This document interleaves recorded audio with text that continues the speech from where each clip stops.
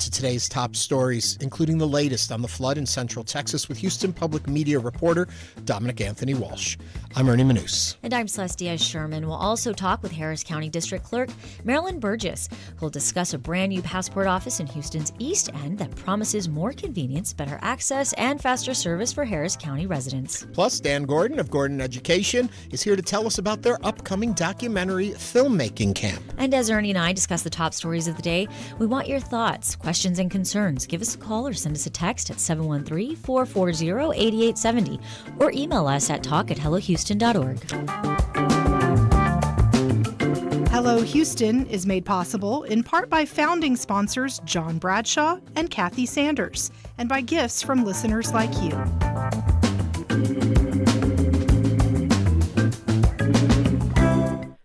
Live from NPR News in Washington, I'm Lakshmi Singh. The search for flood victims across Central Texas is now in its fifth day. Confirmed by local authorities, more than 100 lives lost statewide, the majority in Clerk County. Number of missing still uncertain. Many of the victims are children, including young victims at a private Christian camp. As NPR's Sergio Martinez Beltran reports, questions are mounting about whether local officials could have acted earlier and warned people sooner. Many residents in Clerk County, Texas, say they did not receive an alert or hear a siren before the Guadalupe River rose to dangerous levels. Some say they did get a text message as the river was already under steps. Texas Lieutenant Governor Dan Patrick told Fox News yesterday the state needs to step up and pay for flood sirens along the Guadalupe River. Had we had sirens along this area, up and down, the same type of sirens that they have in Israel when there's an attack coming, that would have blown very loudly, it's possible that that would have saved some of these lives. Search and rescue efforts are ongoing after the catastrophic floods. Officials expect the number of fatalities to rise. Sergio Martinez Beltran, NPR News, Kerrville, Texas. Kerrville Mayor Joe Herring says donations are pouring in. The outpouring of generosity has been tremendous, and we are grateful. We are working on a new system to accept donations. And when those plans are complete, we will post them online on the city's Facebook page. Hundreds of people, including many volunteers, are taking part in one of the largest rescue operations in Texas history. The director of the United Nations Trade Agency says the Trump administration's decision to extend a negotiating deadline for tariffs is prolonging uncertainty and instability for many countries. More from NPR's Rob Schmitz. President Trump has ramped up his trade war by threatening allies like Japan, South Korea, and the European Union with higher tariffs starting on a new deadline of August 1st, replacing his original tariff deadline of July 9th. Executive Director of the UN's International Trade Center, Pamela Coke-Hamilton, says the uncertainty, combined with deep cuts in development aid, creates what she called a dual shock for the world's developing countries. These measures layered on top of a general decline in world trade since the onset of the war in the Ukraine, with its related supply chain disruptions, insecurity, and rising commodity prices, have put strains on all economies. She adds Trump's latest move undermines long-term investment and business contracts. Rob Schmitz, NPR News, Berlin. This hour, U.S. stocks are mixed. The Dow is down 82 points. The S&P is up 2. The Nasdaq is up 22 points. It's NPR News. Live from News 88.7 in Houston, I'm Gabrielle Dawkins. The death toll now more than 100 people from the flooding across Central Texas as hope fades of finding any more survivors. Houston Public Media's Dominic Anthony Walsh is in hard-hit Clerk County. This disaster is among the deadliest weather events in state history, and it hits especially hard because of the toll on young people, with at least 38 children among the dead in Clerk County. Officials haven't said that this has turned from search and rescue into recovery, but there's now about 100 hours between the flooding and the ongoing efforts to find the missing. That's Dominic Anthony Walsh reporting. And state officials say the Guadalupe River rose 26 feet within 45 minutes on Friday. Hurricane Beryl made landfall near Matagorda exactly 1 year ago. News 88.7's Natalie Weber spoke with local experts about what the region can learn from the storm. After Hurricane Beryl battered the Houston region with 80-mile-per-hour winds, millions of residents lost power for several days. Jim Blackburn is the co-director of Rice University's Severe Storm Prediction, Education, and Evacuation from Disasters Center. He says it's important to prepare for these storms comprehensively, rather than just preparing for one element of a natural disaster, such as wind or water damage. We're trying to make reasonable assumptions about a subject that is, frankly, not reasonable these days. There's nothing reasonable about climate change. Local officials are reminding residents to stock up on emergency supplies as this hurricane season continues. I'm Natalie Weber, News 88.7. It's 86 degrees right now and mostly cloudy with a high near 91. So be sure to stay hydrated. Showers and thunderstorms likely after 2 p.m. I'm Gabrielle Dawkins, News 88.7. Support for NPR comes from NPR stations. Other contributors include Charles Schwab, offering investors choices like full-service wealth management, advice, investing, and trading on Think or Swim. Learn more at schwab.com. And from the Doris Duke Foundation.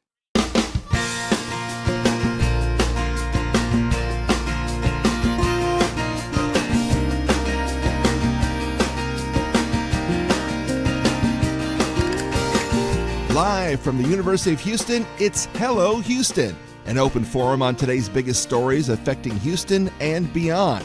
Call now, 713-440-8870, or let us know your thoughts on today's topics by emailing us at talk@hellohouston.org. Now here's your host for Hello Houston, Ernie Manous, Celestia Sherman, and Frank Billingsley.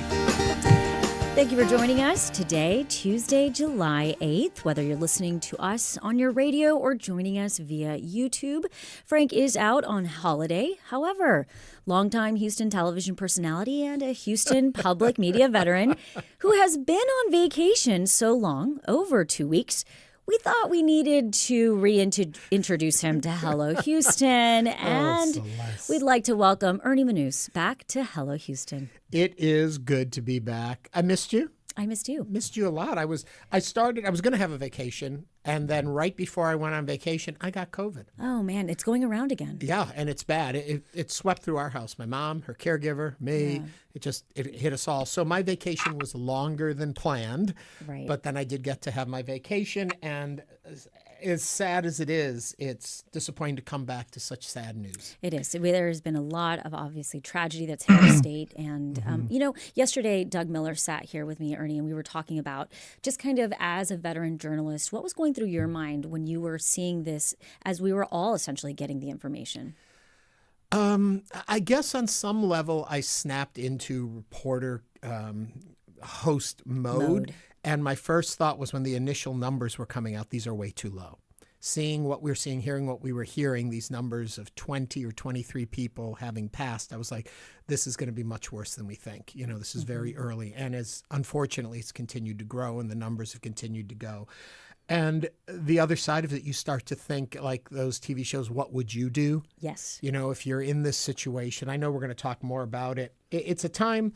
We're fortunate to be able to be a community to have a program like this where we can share. And our phone lines are open if you'd like to join in and talk about your feelings, your reactions, your emotions, your concerns for the area. Give us a call at 713-440-8870.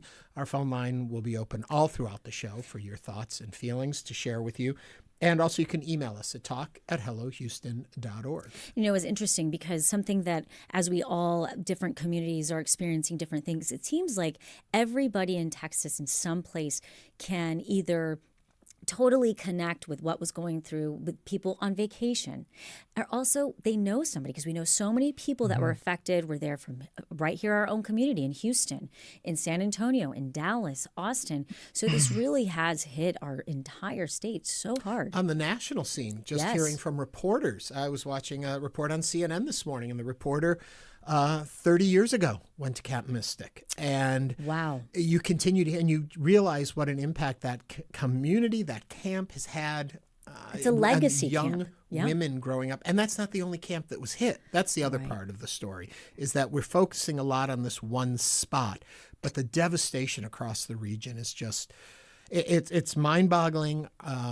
It's so sad. And we'll be talking throughout the hour about it. I don't want it to be just very sad all the way through our conversation today, but we do have work to do, and we do have our story to start off with. So if you are interested in joining the conversation, please give us a call, 713-440-8870. Celeste, take it away. Yes, we continue to monitor the latest updates coming out of what Ernie and I were just talking about, the catastrophic flooding in central Texas. Officials confirmed today as search and rescue efforts continue, more than 100 people are dead. The Guadalupe River swelled more than 26 feet in less than an hour early Friday morning, sweeping low-lying homes, cars, and trees downstream and washing away much of Camp Mystic, the all-girls Christian summer camp that we continue to learn more about. President Trump signed a federal disaster declaration on Sunday to help with those efforts and said he will visit the state this week. Joining us now is Houston Public Media reporter Dominic Anthony Walsh. Dominic, welcome to Hello Houston. Glad to be here. Dominic, we understand you continue to talk to locals in Kirk County. How are things today? Yeah, so we just heard a press conference from local officials. The death toll continues to rise. They're also asking and emphasizing that folks should not be self-deploying on search and rescue missions. That's complicated efforts for first responders. Yesterday, a private drone struck a helicopter, and the helicopter had to make an emergency landing and was taken out of service. So officials are growing increasingly frustrated and asking that anyone coming to Kerrville to try to help coordinates with groups like the Red Cross. Dominic, from what we see on TV, we see a lot of images of the area. Being there in person, how do you describe the way it looks there? Yeah, so I visited the most devastated part of Kerr County on Sunday. I went to a home, a neighborhood of homes that had flooded. And I mean, it's the folks there could never have imagined that something like this would happen. As you drive along the road next to the river, you see how high the water got, way above the riverbanks, fences knocked over on their sides, debris and trees strewn along the side of the river. As you get into neighborhoods, you see cars on top of fences turned onto their sides. Once you go into the homes, you can see the mud marks showing how high the waters rose. So a lot of devastation in these homes. People were throwing out everything they owned, all of their possessions, boxes stacked high outside the homes. It's a devastating scene. Another part that I think we miss in our coverage of this, and I hope you'll help us with this, is because so much has been focused on Camp Mystic, we limit our understanding of how much of the area actually was hit, how large the disaster area is. How can you describe that to us? Yeah, so, the populated area does stretch for multiple miles. It's not just Camp Mystic. So there were many homes of residents that were flooded. There were structures that were washed away. So the devastation is widespread. And of course, this isn't just the Guadalupe River that overflowed. There were other bodies of water in Texas that were also affected. And so we've been getting of bodies being found in other areas, including Travis County, where Austin is. So this very much is a regional disaster. Dominic, how long do you think this type of recovery and search and rescue efforts are going to continue? Is there a timeline at all? I mean, it seems like we're right in the thick of it, but do we know when? Is there any kind of timeline about this? Officials insist that it still is a search and rescue and that they hope to find people alive. The local sheriff confirmed at the press conference today that the last live rescue they did was on Friday. So out of everyone that they've discovered since then, they haven't found anybody alive, but they are still calling it a search and rescue. It's been obviously over 100 hours since the floods hit, so they're really hoping against hope here to find people alive. The effort encompasses a 60-mile stretch of the Guadalupe River, so a significant portion. And they were talking about the challenges massive debris fields that they have to sort through. First responders have to be very careful as they're entering the debris field to make sure nothing falls on them, nothing shifts under them. There are canine dogs out in the field, helicopters in the sky, drones in the sky. So the search effort is massive, but it is taking time. And the big thing that they have been unwilling to say is how many people are actually missing. This is a popular site for visitors on the 4th of July. They do not know how many campers were washed away. So the search continues, and it's unclear how many more bodies they will find. I want to go back to something you just said a second ago to clarify it, if I heard you correctly, that they have not discovered or rescued anyone alive since Friday? According to the sheriff at the press conference that happened about an hour ago, nobody has been rescued alive since Friday. Wow. I didn't realize that. Being there among the community, and in some way, I don't mean this as an insensitive question or a ridiculously obvious question, but what is the mood? How are the people perceiving this that live in that area? Is it still in a state of disbelief? Is it in a place of grieving? Is it in a place of healing? Where are they at right now from what you're gauging? So there's definitely a sense of shock. Folks are in grief, especially the people who lost everything in their homes, the people who are still missing. I haven't personally spoken with anyone who knows someone who died. I've spoken who knew people who were still missing. And so with them, there's still the sense of uncertainty. There's also questions being point about preparation efforts ahead of the storm and the immediate response. We've talked about how while the National Weather Service issued Amber Alert style warnings on the nights ahead of the floods, local officials did not until Sunday, so significantly after when the flooding actually happened. And so there are questions being raised about that. Local officials have said they're focused right now on search and rescue and recovery, and they're putting together a timeline of their response in those immediate hours, but it is not their focus. They faced some really tough questions today from reporters at this press conference, but they did not get into the details, and they continue to circle back to this idea that they are focused right now on search and rescue and identifying victims' bodies and reuniting them with family members. Those questions will be answered at some point, and you imagine that community members at some point will begin to feel frustrated with what appears to be a lack of immediate reaction from local officials, aside from search and rescue. But when it comes to warning people about what was coming, when you chat with residents, they did not know what was coming until the floodwaters hit them. We are talking with Houston Public Media reporter Dominic Anthony Walsh. Dominic, we'll let you go in a second. I'm just curious. We know that this was a devastating flood, unlike what we've seen before. But has that area been prone to flooding? Obviously not at this degree. And had there been mitigation put in place for that flooding, since it is such a popular camping and tourist area? Flood warnings are common in this area, but a flood at this scale is rare. Folks point to 2002 when there was severe flooding. Rain over the course of multiple days rose the river level. They point to 1987. That was a very quick, very devastating flood. But residents I've spoken with who were around for both of those events said that this time is worse. This time was faster. This time they didn't have warning.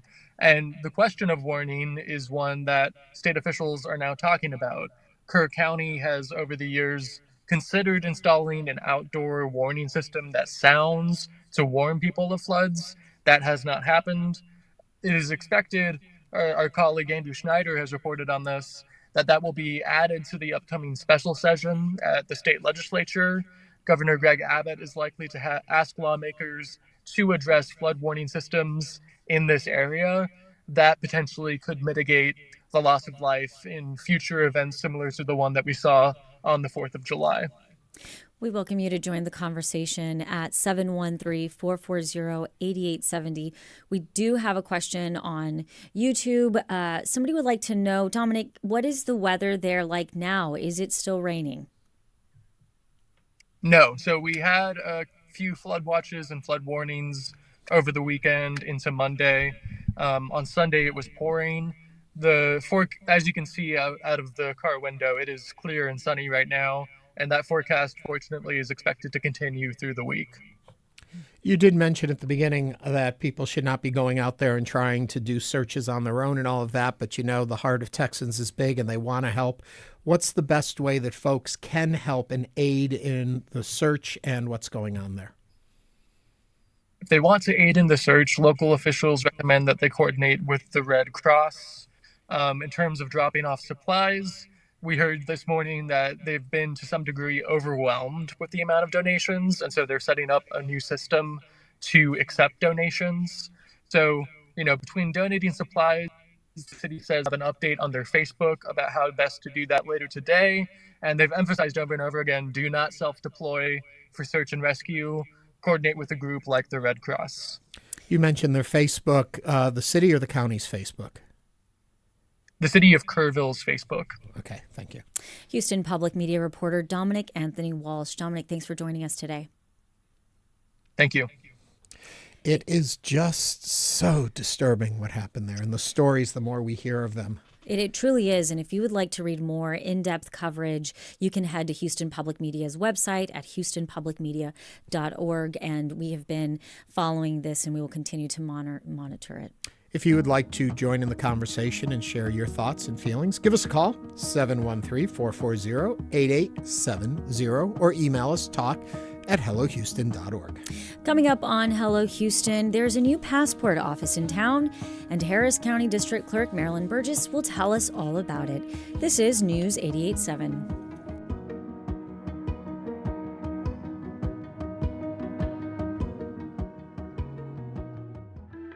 It's more important than ever to stay informed. That's why Houston Public Media delivers well-researched news that's free for everyone. And right now, your support helps make sure it stays that way. No subscription, no paywall, just news that's here when you need it. Give today to keep yourself and your community informed, no matter what the future holds. Make your donation now at houstonpublicmedia.org/donate. Or call 888-909-0887. Houston Public Media brings to you PBS World, 24 hours a day, 7 days a week on TV 8.6. Experience the personal connection behind the headlines with programming devoted to telling stories that humanize complex issues. PBS World helps us understand the movements, conflicts, and cultures that connect us all. PBS World on TV 8.6 and online at houstonpublicmedia.org. Support for Houston Public Media comes from Specs, Texas family-owned since 1962, offering Bordeaux wines from Cab Sauvs to Malbecs for pairing with barbecue, brisket, and more. Details at specsonline.com. The fun starts here. Tonight on Houston Public Media TV 8, Michelangelo, Da Vinci, and Raphael emerged from one of the bloodiest periods in history. See how they crafted beauty from chaos on Renaissance, The Blood and the Beauty. Tonight at 8 on TV 8. Support comes from Berkman International, helping organizations break down silos to uncover blind spots and understand talent to integrate work styles, drive innovation, and turn people insights into business impact. More at berkman.com/connect. Support comes from Broadway at the Hobby Center, presenting the American musical Parade. In this real-life story, Leo Frank faces a test of faith, humanity, justice, and devotion. On stage July 15th through 20th. More at broadwayatthehobbycenter.com.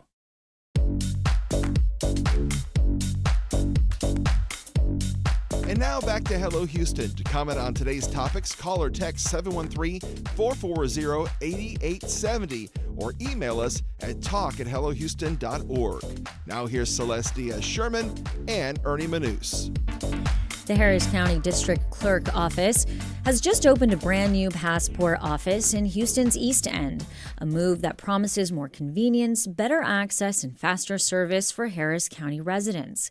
Joining us to talk about this major step forward is Harris County Harris County District Clerk Marilyn Burgess.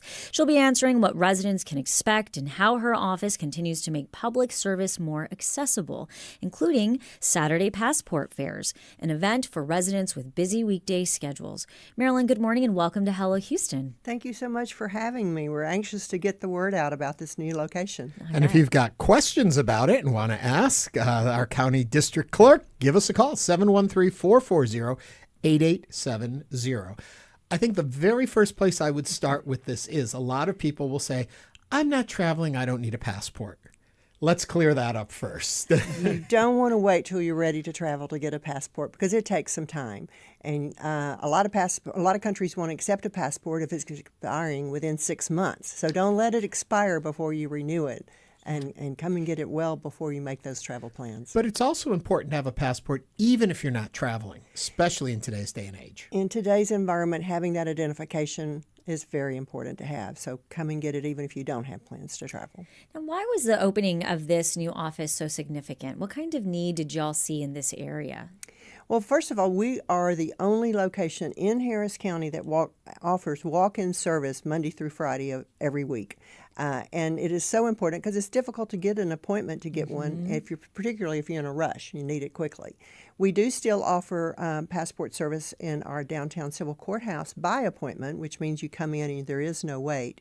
But this was important because you can just walk in anytime between 8 and 3 o'clock, Monday through Friday, and we will process your application. And I have to say, though, I know so many people with kids that are traveling, and all of a sudden, like you said, they'll look at their passport and they'll say, oh my gosh, where do I go? What do I do? So they can literally walk in and they don't have to have an appointment. Correct. Wow. That's the advantage of this over the downtown location where you do have to have an appointment. Plus, if you go to the downtown courthouse to get it there, you have to go through security screening. You have to find a place to park. It's a little bit more intimidating if you're not familiar with downtown. But we do still offer them there by appointment. But if you want walk-in service, you can go to Canal. There's free parking. You don't have to worry about the security screeners that you have to go through in the civil courthouse. And so it's easier and less intimidating. How soon before your current passport expires, can you get a renewed one? I would recommend you get your renewal process going when it's 6 months before expiration. 6 months before. Okay. Do you also still do the passport cards? We do the cards. I love that. I keep one in my wallet. The card or the passport itself, or you can get both, which we recommend you just get both. Yeah. If you're going to Mexico or Canada and traveling by car, the card is sufficient. And it's something you can have in your wallet and leave your passport in the safe at a hotel and if you're over international. Right. So both are very handy to have. Wow, I did not realize that you could have a card. Well, it came in handy for me. I was traveling, I think it was to Canada, and I got to the airport and I realized my driver's license had expired. I hadn't even thought of it because I was going over my birthday and it had expired. And I was like, oh my God, I can't get back. What am I getting? And I remembered I had my passport card, which is like a 10-year limit on those, right? That's how long. So this existed. Yeah. And that card is also good if you don't have a real ID on your driver's license. You can use the card for international travel. Yeah. I mean, not for international travel, but for between Mexico and Canada and for identification. Yeah. Okay. I've got a picture on my passport I really like, but I'm going to have to renew it. Anyway, I can carry my old picture forward. You have to have a new picture. We want to know that it looks like you today. Well, and that's one thing about our location at both places. We do offer turnkey service. You can get your photo made right there. You don't have to get the photos before you come in. Post office. Well, it's interesting because we got a passport for my daughter when she was a baby, and then I think it's 5 years for little ones. And so her passport photo from 1 year old to 5 years old looks so different, but I still love it. Yeah, and I look so different from 10 years ago too, but I don't like. We don't like to admit that. Yes. When you go in, what do you need to bring with you to get a passport? Well, I'm not going to try to tell you that over this interview because it's very complicated, and our passport agents are the ones that are qualified to tell you that. There are things you need to bring. There is very specific. You can go online to our website at hcdistrictclerk.com and click on the passport area. It will give you all those details, or you can call our office and they will tell you exactly what you need before you come down. Because there's nothing worse than going and then being like, well, where's this, where's that, you need that, and you're like, what? You get a picture taken, but that's only part of the problem. And the thing to remember is if you're getting them for your children have to be present along with both parents. Yes. Okay, And good. so, Both you know, parents. Yes. your Saturday passport fairs, talk to us a little bit about that and what people can expect if they're saying, I need to go to this. So we offer the Saturday passport fairs every other month so that people don't have to take off time from work, or during the school year you don't have to take your children out of school to go get your passport. And our next one is scheduled for July 19th. It will go from 9 to 1, and we do these around the county at various locations each time, but this one that's coming up happens to be at 5900 Canal, where our walk-in service is now offered as well. But you do have to have an appointment for the Saturday passport fairs because we don't want to be overbooked and overwhelmed. And you can go on our Facebook page and you'll find information there about that. We book the appointments through Eventbrite. Or you can call our office if you need help in scheduling it. And that's because the we Harris still have County- openings for the July 19th one. The Harris County District Clerk's office's Facebook page. Yes. Want to guide them to the Yes. right place. Yes. I'm also curious, you did mention that both parents need to be present with a child under what age? With any child under 18. Okay, But you and can why do you get have to have both if parents? you show that you have full custody of a child, or you get a signed affidavit from the other parent, then you can do it with only one parent. Oh, but you okay. do have to have at least one parent and the children present. I would imagine for security purposes, because they don't want, if there's Too many people that take their child out of country situations. and the other parent doesn't know about it. Thought of Oh, that. yeah. Oh, yeah, definitely. Technology has made a big change in what you all do and how quickly you do it. Why is it still 6 weeks or whatever to get a passport? Well, it's 4 to 6 weeks for ordinary processing, regular processing, without paying the expedited fee. If you pay the expedited fee, it increases the cost by $60, but you can get it in 2 to 3 weeks. And then if you pay a little bit extra, you can get the 2 to 3 weeks, but 1 to 2 day delivery from once it's processed for $211. So there's different levels depending on how fast you need it. That you might want to look at. The initial fee, though, just to get a passport. $130 plus a $35 processing fee plus $12 if we make your photos for you. You're listening to Hello Houston. We're speaking with Marilyn Burgess, the Harris County District Clerk. If you have questions for Marilyn, you can give us a call now at 713-440-8870. I want to go back to the technology and things you've done in the clerk's office to expedite all of the work you folks do there. Is this a brave new world for us over there? Well, it is a brave new world, and I'm very proud of all the progress that we've made since I've come into office. We've converted so many processes to electronic versus paper, trying to reduce the amount of paper that we process in our office. Our volume is very, very high. We process more than 6 million documents every year between the civil and criminal courts. Wow. So we can get them electronically. That is definitely a help for us. Absolutely. And something that your office does is jury duty. And lately we have been seeing some unfortunate situations of scams happening. Can you talk to us about that? Yes, that is unfortunate because we have low participation in jury service already, and we don't want people scared about jury service. You will never be contacted and asked for money for failure to appear for jury service. That's something we're never going to do. That is so important. And a lot of people get those calls, and they make them sound very, very realistic. So don't fall for it. I got one myself. And they didn't realize I'm the one that sends the summons out. And I talked to them through it, trying to get a better feel for what was happening and what people were experiencing on the other end. And they want to stay on the phone with you while you go get the money and meet us at this location to turn the money over. And so I thought, okay, I'll arrange a sting and get the constable to go with me. And they said they will never be there. There will be some kind of gift card or box that they want you to deposit the money in, but their people are not there, so there's no way to do it. And as soon as I insisted there's no way I'm going to meet you unless you tell me, unless you're in person, they hung up on me. So. Wow. Staying with jury duty for a little bit. So I take care of my mom. I'm her primary caregiver. And so I got a jury summons and I looked through it. And because I'm a primary caregiver, I didn't have to report. I had to call, though, and let them know that. Then a year later, I got another summons. Do you have to do that every time once you've established that you have an exemption? you do, because we don't know that you're still a caretaker for your mother in that particular instance. If you're claiming an exemption because you're over the age of 75, you can make it a temporary one for this summons only, or you can request to make it a permanent one for that age exemption, because you're not going to be under 75 ever. But if you figure out how that works with all your technology, let me know. I want to go back age-wise. You know, I have never been summoned for jury duty, and I feel you shouldn't say it in front of her. I truly feel like I am, not. I'm like, what's wrong with me? Why am I not being picked? I get that statement a lot of I never get summoned or I get summoned all the time, and there are reasons for both of those. So when we reconstitute our will, which is, okay, we've finished with the will, we're going to put everybody's name back in the will and start over again. Mm-hmm. We put everybody in, the computer shuffles them into random order. We just did that last December, and it was over 2.7 million Harris County residents that went into our will. We will use about 1 million to 1,250,000 before we reconstitute again. So if you're at the top of the will when it randomizes your name, you're going to get called. If you're at the bottom, you're not. We reconstitute and do it again. If you end up at the top, you're going to get called again. If you end up at the bottom, you're not going to get called again. So it's not me. It's not you. We have nothing against you, Celeste. I will say this, though. I think if you haven't served, you most definitely should. You shouldn't be scared of it. It's a fascinating process.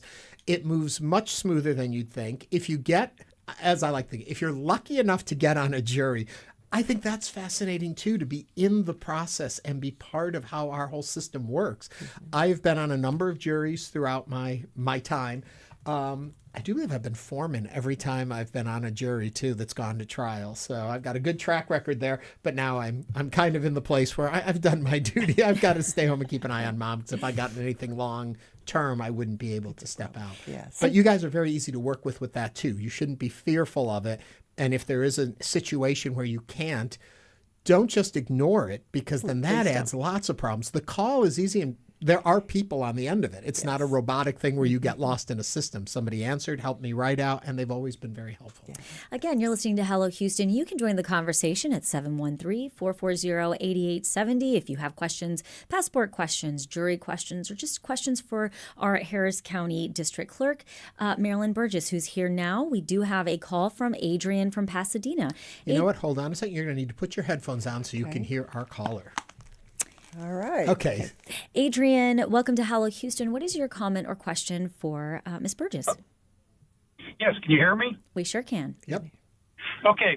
I am a naturalized citizen, and my own bad.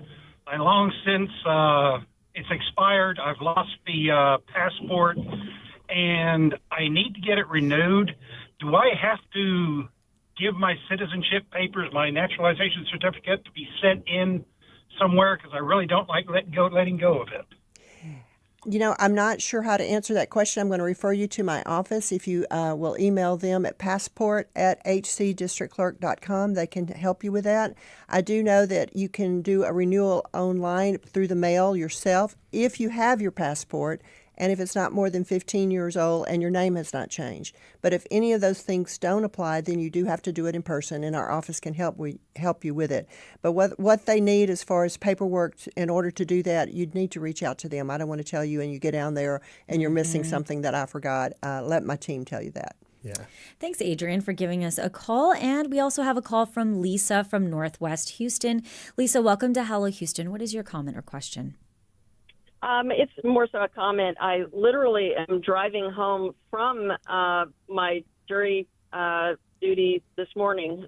We were summoned today, and I just wanted to say that the process, every time I go, it improves. And today was just wonderful, and I love now that instead of waiting for some sort of check in the mail for compensation, they give us a debit card that is charged, and it's just we use it. And I guess one question I have is, and it's just anticipatory, I'm potentially going to be on a grand jury, and the service would last 3 months. And we were told that we need to use the debit card amount within 90 days or it reverts back to the county, if I got that correctly. But there's a 90-day time frame for spending the money on the card. But if you're on a grand jury, is it a rolling 90 days? or does it start from the end of your service? The people that are actually picked to be on the grand jury who will be serving for 3 months, it does renew and you get additional payments periodically through your service time. And the 90 days is after the last payment is applied to that card. So it is kind of a rolling 90 days. And it will be loaded once a month with what you get for that month, and then you'll be loaded again for subsequent months until your service is completed. The grand jury process, I think, would be fascinating. I've always said I would love to do it. I think it's a very interesting process.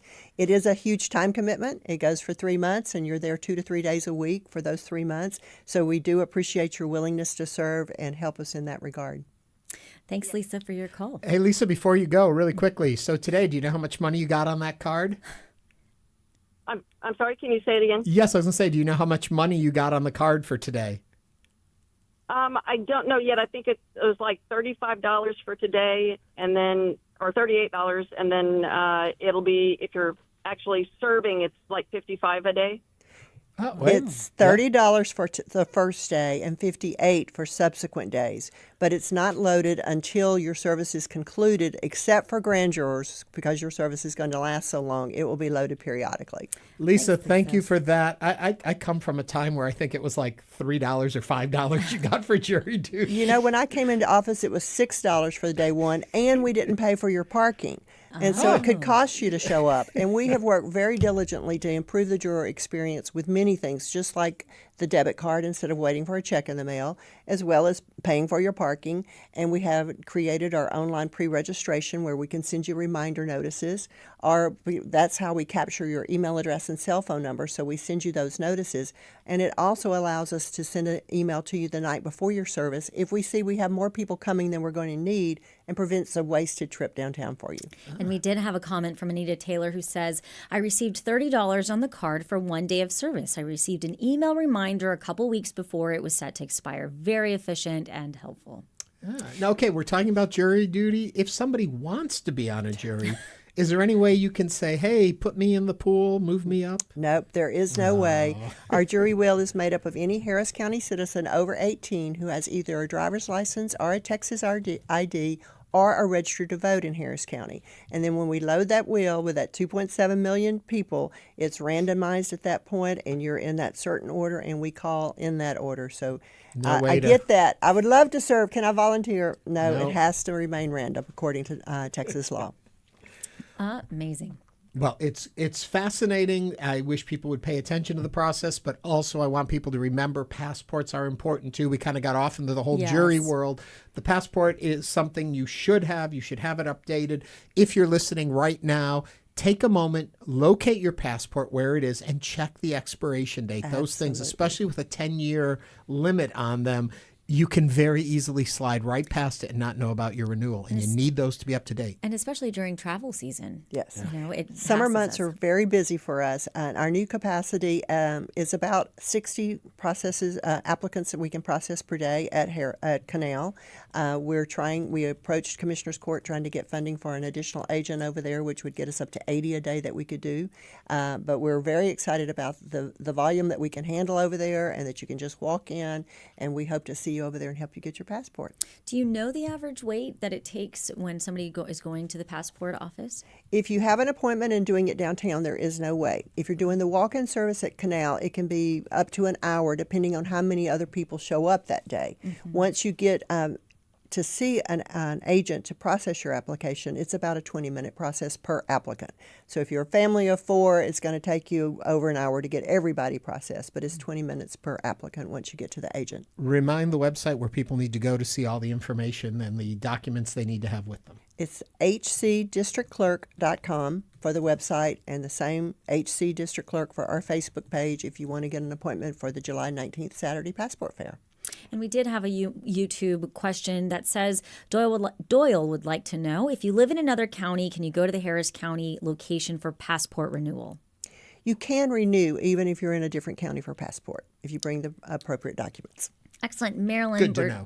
Good to know. Marilyn Burgess is the Harris County District Clerk. Marilyn, thanks for joining us today on Hello Houston. Thank you so much for having me and helping us get the word out about both the passport location as well as jury service. Before we let you go really quickly, libraries, can you go to the library to get your passports too? Libraries have them, but you do have to have an appointment, and I've been told it can take you weeks to get an appointment. If you try to get an appointment with us, we'll get you in the same week. Coming up, we talk about Gordon Education and their summer documentary class for kids. Stay with us as Hello Houston continues.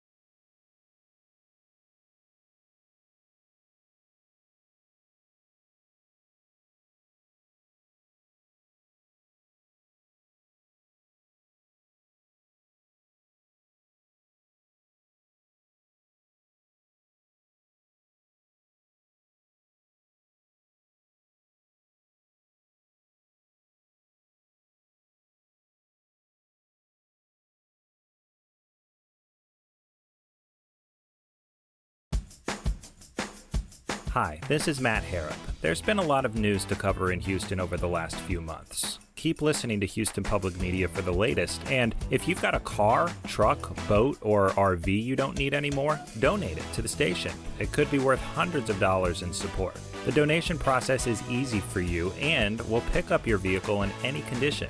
Here's how to get started. Go to houstonpublicmedia.org/cars to learn more. Thank you. On the next Fresh Air, R&B singer, songwriter, musician, and producer Raphael Sadiq. Before going solo, he led the group Tony Tony Tony and formed the group Lucy Pearl. He's produced recordings by D'Angelo, Whitney Houston, John Legend, Erykah Badu, Alicia Keys, and Beyonce. Join us. That lady's shaking, backbone breaking, come on. You can hear it tonight at 8 p.m. Support comes from Artec House with Rolling Stone Presents Amplified, the immersive rock experience, highlighting the history of rock and roll and featuring over 300 artists whose music changed the world. Tickets at artechhouse.com. Support comes from the Dan L. Duncan Comprehensive Cancer Center at Baylor St. Luke's Medical Center, offering comprehensive cancer care that is compassionate, personalized, and driven by clinical research. More at stlukeshealth.org/cancer.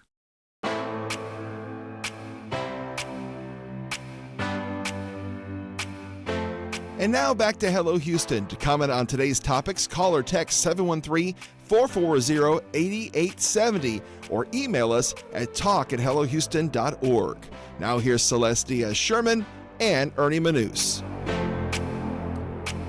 Gordon Education is a Houston area nonprofit dedicated to empowering young voices through the art of filmmaking.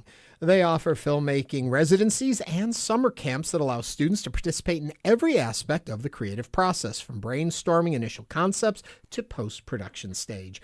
From July 14th through the 25th, they'll be offering a documentary filmmaking camp for ages 12 to 14.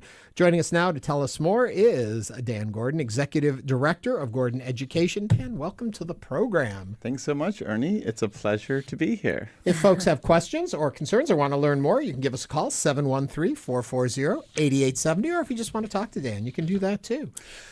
Dan, longtime friend of the station, way back from Take the Stage days and even before. How long have you been joining us here? I think at least a decade. At least. Right. I went longer than that even. I think I remember getting lunch with you and you're like helping me get started and giving me advice when I got Take the Stage launched, and you guys were so generous in offering your space for me to run amok here. Right. Well, you did a TV show, you did specials, you've done education stuff, and now the Filmmakers Camp is kind of fascinating to me. Talk to me about how we got to this point, and then where are we at? Oh, fantastic question. So I've been making kids media for a number of years, and after a while we thought, wouldn't it be empowering, instead of us making media for kids, if kids made media for the general public? So we created a curriculum, we showed kids how to use video cameras, how to design lighting, how to design sets, how to design costumes, and make their own films. We do a narrative filmmaking camp. We did a historical filmmaking camp.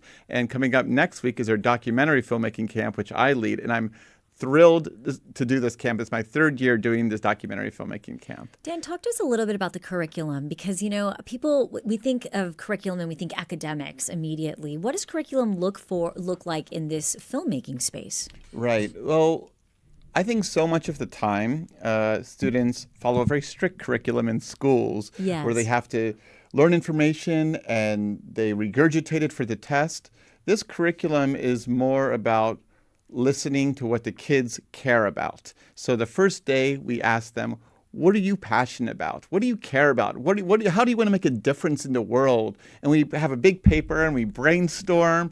And last year, the kids came up with incredible ideas that I thought were pretty mature for 12 to 14 years old. Yeah. They came up with, last year they wanted to focus on LGBTQ rights. Mm-hmm. They wanted to focus on reducing gun violence in America. They wanted to focus on women's rights. So the curriculum was very focused on what they are interested in. And then, of course, we do the technical curriculum, how to hold a camera, the shots, the angles. I brought in my father, who's an anthropologist, to teach him how to do interviewing. And then we bring in different leaders and artists in the community that reflect what they're interested in. So we brought in the ACLU. We brought in Senator Molly Cook. Yeah. We go on field trips in the community. Like we visited a mosque last year. We visited the Holocaust Museum. So I build the curriculum. I kind of create a groundwork for it, and then we bring in their ideas from it. So that's how the curriculum is created. It's kind of very empowering, right? That they have their own fingerprints on the curriculum and the things that they're learning. Absolutely. And when you see young people, when they realize that they are in charge, they are enthusiastic to come every day. They come with ideas. And even when they go home after the camp, they're like, hey, Mr. Dan, I created this video at home. Can we put it in the film? And I'm like, sure. And roughly how many students are there? Well, we have about 16 to 18 students, and we still have slots available. So if any parents want their kids to join, we're doing a special right now. We're giving 50% off tuition because we really want to make it affordable. And if you can't even afford 50% off, we have tuitions for scholarships. So we really want to make this camp accessible to everyone. So inclusion. Yeah. Inclusion, it's one of our core values as a nonprofit. So anyone can join. So I'm assuming, does it culminate with a showing of the films? Do you have... Oh, there's a smile.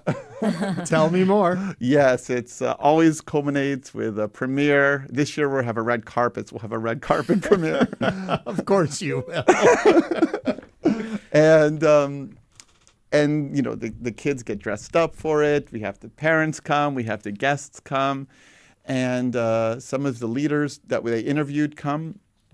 And the past 2 years, the films have been so successful, a couple of churches in Houston said, hey, we heard about this film. Can you come show it to our Sunday school class? So the films have had lives after the filmmaking camp, and that shows that they are empowering, other kids, and they're creating ripples in the community from the films. I'm curious then, does each student, each participant make a film, or are they grouped, and there's how many come out of this? Well, it's one film over one, overall theme. The overall theme this year will be cultural communities in Houston, and the specific, sub-themes will be based on what they want to focus on. So, last year we had 4 groups as the aforementioned, the LGBTQ rights, women's rights, environmentalism, reducing gun violence in America, and creating peace. So we had a group of 4 here and a group of 4 here, and then we had a narrator tie it together, and they all created segments, and the film was about 20 minutes long. What fascinates you? I'm sorry, I cut you off, Celeste. What did you want to say? Well, no, I was just going to ask Dan, when you're looking at this camp and you have ages 12 to 14, obviously they have pretty mature themes for these videos or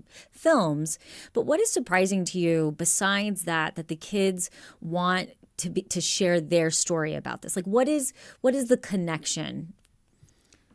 What is the connection? Their storytelling to these themes. You're right. I feel just so often young people don't have the opportunity to share their voices. And these are conversations that are happening in the middle schools.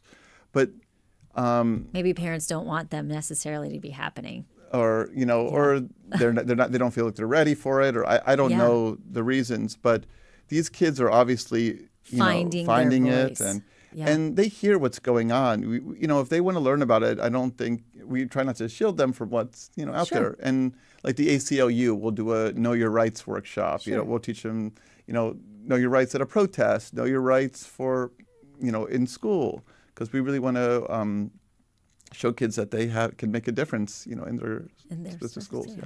We are speaking with Dan Gordon, Executive Director of Gordon Education, about an upcoming Young Filmmakers Residency and Summer Camp going on here in this area, July 14th through the 25th. If people want to find out more information, where do they find it out? GordonEducation.org. That's GORDON education.org. And you can find a link to sign up today. Wow. Okay. Now, I'm fascinated by the age range is 12 to 14. Not 11 to 15, not 13 to 17. Why that age range? I think there's a shift that happens between, someone who's in elementary school and middle school, that they start becoming more aware of what's going on socially with the community. It goes off to, imagination, to about, superheroes, to something about what's more real. Not to say that middle school students don't love superheroes too, but they feel like that they can make a difference, and they are aspirational at that age. And they feel like nothing can stop them, too. They're really gutsy. As we mentioned earlier, you've been at this for a bit of time now. What surprises you about these new young filmmakers? What's opened your eyes? How thoughtful they are.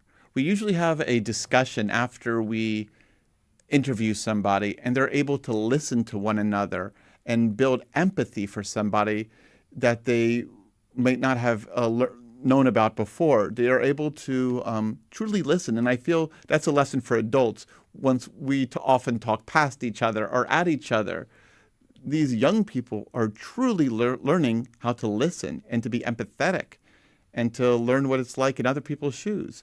So that has been inspiring for me. And I've also gotten emails months after the camp from parents saying they still talk about the camp. There's a group chat with all the campers. I'm not part of it, of course, but that they stay in touch. So it's just important for them to have a global perspective, I think, because oftentimes we exist in our silos. We go to this event or this soccer practice or this. We don't often step outside of that. This camp brings them out of that into communities that they wouldn't normally visit. So I guess what surprises me is how adaptable they are and how empathetic they are. Yeah. I'm guessing that this isn't a camp solely for little Steven Spielbergs that want to be, but that it's actually for understanding community, learning storytelling, how to engage in communication. Absolutely. Because they learn how to tell a story in the camp, and they hear people's stories. Yeah. I'm just thinking, and I don't want to think. I don't want to communicate that the camp is all serious, because we play a lot of fun games. We make commercials. We play with the green screen. So it's not all like we're going to make a serious documentary. We have a lot of fun every day too. Any success stories from past students? Any of them gone on to make some other content? Well, I get emails from parents, which I've mentioned to you about. They said, well, we love the camp so much, we're bringing them back again next summer, and that it meant you bringing that group meant so much to them, and you've been a mentor in this child's life. So, and so, I've done the camp for about 3 years, a documentary filmmaking camp. So I've seen, it through emails that I've gotten from the parents. But I've also, we've been through Take the Stage days, and if you go back even further, I've had students that I've taught 10 years ago that have gone on to do TV shows and on Broadway who have reached out back to me and want to say how they're doing and come back and say it was very formative, the classes that I taught with them. Well, thank you for planting those seeds in our youth. It makes us for a better community and a better culture. Thank you, Dan. Thank you so much, Ernie. That's right. Dan Gordon is the Executive Director of Gordon Education. Dan, thanks for joining us today on Hello Houston. Well, it's a pleasure to be here.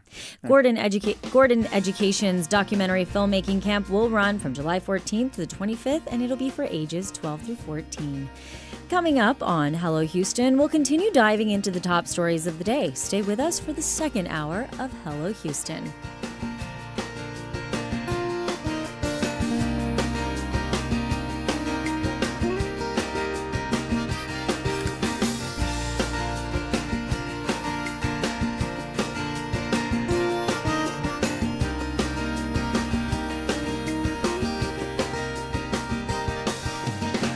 Stay tuned. There's more Hello Houston on the way with Ernie Manous, Celeste Diaz-Sherman, and Frank Billingsley. For the latest in local news, subscribe to the Hello Houston daily newsletter at HoustonPublicMedia.org. Hello Houston is a production of Houston Public Media. The opinions expressed by the guests of this program are solely their own and do not represent the views of management, staff, or underwriters of Houston Public Media. This is News 88.7. Support for Houston Public Media comes from Alley Theater, presenting Agatha Christie's The Mirror Cracked, a mystery where everyone becomes the suspect of a murder in a web of jealousy and hidden truths. Tickets and more at alleytheater.com. Did you know Houston Public Media accepts vehicle donations? If you've got a car or truck that you don't need anymore, donate it to our station. It could be worth hundreds of dollars or more in support. Go online to houstonpublicmedia.org/cars for more info. We have a chance of showers and thunderstorms, currently 89. Your NPR station, KUHF, Houston News 88.7, a service of the University of Houston. It's 12 o'clock. Just ahead on this hour of Hello Houston, we'll continue our coverage of the Central Texas floods as search and rescue efforts continue, as well as Representative Joaquin Castro calling for an investigation to find out what went wrong in the warning and evacuation of residents. I'm Ernie Manous. And I'm Celeste Diaz-Sherman. Today also marks the one-year anniversary of Hurricane Beryl. We'll discuss with former Harris County Judge at Emmett and Rice University's Jim Blackburn, who'll share their thoughts and take your questions. Plus, we'll also speak with actor and real-life lawyer John Raley, who will talk to us about his upcoming Houston performance as Atticus Finch in To Kill a Mockingbird. And we want to hear from you, so give us a call or send us a text at 713-440-8870. Hello Houston is made possible in part by founding sponsors John Bradshaw and Kathy Sanders, and by gifts from listeners like you.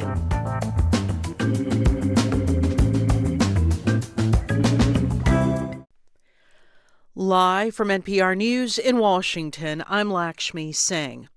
Rescue personnel and volunteers are now 5 days into a search across Central Texas for stranded flash flood victims. More than 100 lives were lost statewide. The majority are reported in Clerk County, where floods over the holiday weekend killed 87 people, including 30 children. NPR's Greg Allen reports local officials are still declining to discuss what action they took to warn residents before the floods. The National Weather Service warned on Thursday, the day before the flood, that there was a considerable flash flood risk for Kerr County. At 1:14 Friday morning, emergency alerts went out for Kerr County. Officials have declined repeated requests to release a timeline of how and when the county responded to the emergency alerts. At a briefing Tuesday, Kerr County Sheriff Larry Letha said he wasn't notified of the flood emergency until after 4 a.m. That is not my priority this time. There's three priorities. That's locating the people out there, identifying and notifying the next of kin. Hundreds of emergency workers and volunteers are combing through debris along several miles of the Guadalupe River looking for flood victims. Greg Allen, NPR News, Kerrville, Texas. President Trump is holding a cabinet meeting at the White House. He said he has sent letters to 14 countries threatening higher tariffs as of August 1st if they don't make a deal. And as he addressed reporters, Trump also expressed frustration with the lack of progress toward a ceasefire between Ukraine and Russia. He had terse words for Russian President Vladimir Putin. We get a lot of thrown at us by Putin, for you want to know the truth. He's very nice all the time, but it turns out to be meaningless. Do you want to sanction him? Lindsey Graham has a sanctions bill on Russia. Do you want him to move I'm looking at it, yeah. No, I'm looking at it. Ukraine, meanwhile, has expressed support for a ceasefire with Russia. The State Department says it is investigating an account set up on the messaging service Signal that was trying to impersonate the Secretary of State, Marco Rubio. NPR's Michelle Kellerman has more on a story first reported by The Washington Post. In a diplomatic cable sent to State Department staff last week, employees were told about 2 cybersecurity threats. One was a Signal account that was created in mid-June to impersonate Secretary of State Marco Rubio. 3 foreign ministers, a U.S. governor, and a member of Congress were contacted by that fake account, according to the diplomatic cable seen by NPR. The State Department also warns about a Russian-linked phishing campaign that used fake State Department emails to target former employees, think tank analysts, journalists, and dissidents. The department is encouraging employees to report any impersonation attempts to the Bureau of Diplomatic Security. Michelle Kellerman, NPR News, the State Department. The Dow is down 141 points. This is NPR. Live from News 88.7 in Houston, I'm Gabrielle Dawkins. Scammers are targeting families of the missing in Kerr County. Kerrville City Manager Dalton Rice says that's because people have been so public with their grief and their requests for help on social media. Victims' families are being reached out to saying that they have their kids, pay me money. It's heartbreaking. It's absolutely heartbreaking. We're dealing with with mental health issues where people are calling saying they have visions. Multiple professional sports teams in Texas are helping out victims. The state's 2 football teams, the Dallas Cowboys and the Houston Texans, are donating a combined $1.5 million to relief efforts. Meanwhile, Houston's pro baseball team, the Astros, announced a $1 million pledge, and all the state pro basketball teams, the Rockets, Spurs, and Mavericks, have combined to pledge $2 million in relief efforts. Regulating consumable hemp products will be at the top of the agenda when lawmakers return to Austin in 2 weeks for the legislature's special session. What's unclear is how the House and the Senate will work out a compromise, given Lieutenant Governor Dan Patrick's staunch opposition to anything short of a total ban on THC. That's the psychoactive compound in cannabis. Catherine Neal Harris is a drug policy fellow at Rice University's Baker Institute.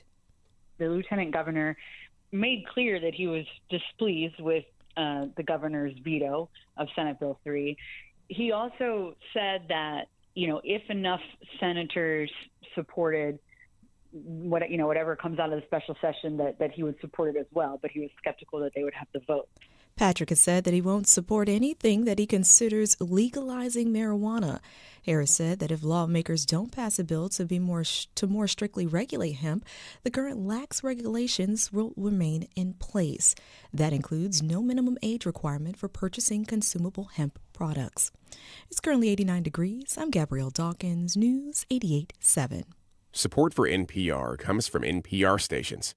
Other contributors include the Kauffman Foundation, providing access to opportunities that help people achieve financial stability, upward mobility, and economic prosperity regardless of race, gender, or geography.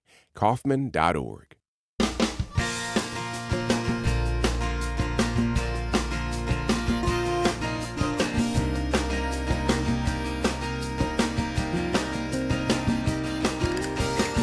Live from Houston Public Media and News 88.7, it's Hello Houston, an open forum on today's biggest stories affecting Houston and beyond.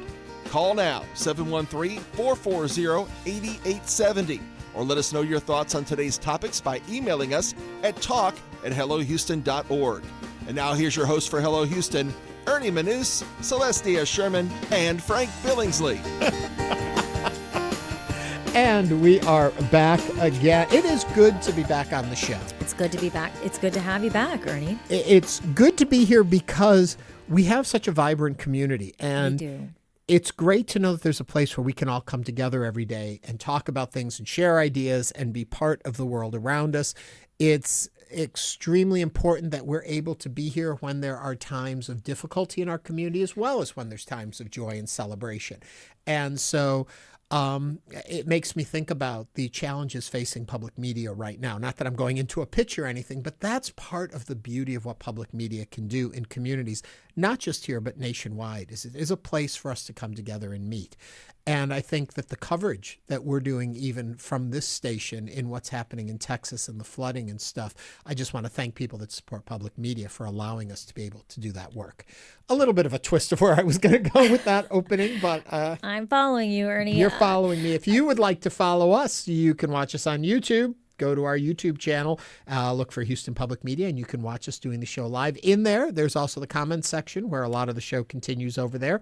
You can call us 713-440-8870 or even email us talk@hellohouston.org. But it's interesting because as we are, obviously our state, all across Texas, we are in a state of grief, and we're standing in solidarity with those that have been affected by the catastrophic and just devastation in central Texas, the flooding.